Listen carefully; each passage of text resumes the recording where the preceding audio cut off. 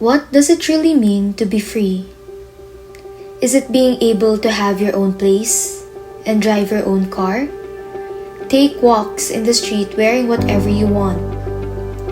Ordering your favorite meal at a restaurant without checking your card balance?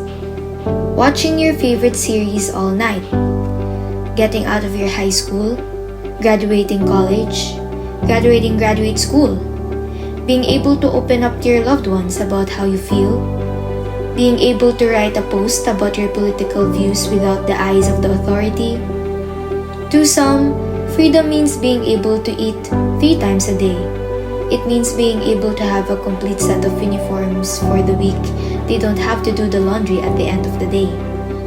Freedom means being able to eat at their favorite fast food. Being able to get out of bars even though you were not supposed to be there in the first place. Being able to have basic human rights but already feel privileged in having so. Some like to define freedom on their own. Some like to define it like how society perceives freedom to be. But if there is one thing I'll tell you about freedom, it is that freedom is impossible. The PDF version of my magazine article, Why Is It That Freedom Is Impossible, is accessible through the description box below. But now, as I explain the context of the article, I'll bring you with me throughout the process of making it. Moving forward, I'll ask once again, why is it that freedom is impossible? Freedom is subjective and could mean different things among different individuals. But the common thing about freedom is that it's comfortable. We humans crave for freedom because being free kind of almost describes having a perfect and stress-free life. Research says that the human body does not want to primarily respond to pain and discomfort. When things do not go our way, we do not act all happy and joyful, am I right? That's why people tend to crave for freedom, the perfect stress-free life. And that's why freedom in this world, in this lifetime, is impossible. God created us not only with His image and likeness, but also the ability to have free will as we live in this world, the earth. That means being able to have a choice, whether those are good choices or bad choices. We often want or crave the perfect life because of our human instinct, but humans itself are built to make mistakes.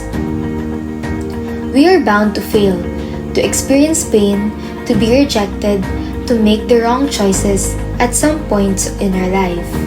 But why? Because we are not God. Because He's the only one who is perfect, and He could only guarantee us with perfection in eternal life. How could we live with the freedom we often crave when we make mistakes, when the people you are here with fail as well, when leaders of your country could create the wrong decisions, when your classmate failed her part in your group work? Mistakes equate to being in discomfort. Mistakes equate to being in pain. It's impossible to be always comfortable in this lifetime. Even the richest, the wealthiest, the smartest people are bound to make mistakes. No one is perfect, and our decisions, one way or another, affect others' life as well, even strangers. We can't achieve freedom because of wrong choices, which is inevitable for us humans. Now, why does God let all of this happen? Why is there a price to pay because of having free will? Because as we live here on earth, the wrong choices are an instrument for the strengthening of the faith. God allows us to make mistakes because it could be able to strengthen our faith and our relationship with Him. In other words, wrong choices have the power for us to fully depend on Him. When we lose our job, have nothing to eat, when everyone is against us, when nothing in this world goes right for us, God from the above is the only one who sees us transparently. Although some could choose to dwell on the pain and miserable experiences, He still understands because He never gives up on His people.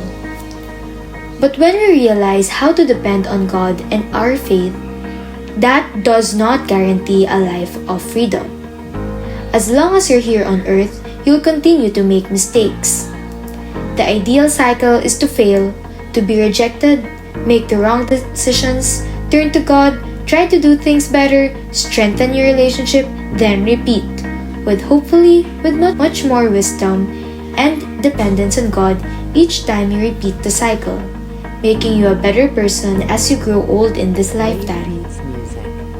That itself could be defined as freedom. Freedom does not have to be defined as the perfect stress-free life, but the life with God amidst the imperfections. So when do you experience the perfect and stress-free kind of freedom? In eternal life.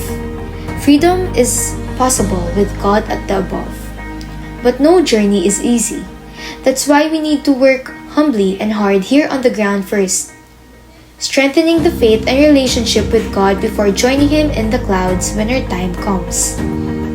But as long as we are here on earth, we may not achieve the free and perfect life. We could always work towards progression and better choices. Choices that help us be better individuals. Choices that could affect others in a good way. Choices that could redeem ourselves from past mistakes. We may primarily think that freedom is a life with our own terms and being independent, but as we look closely, freedom is a life that is dependent to God.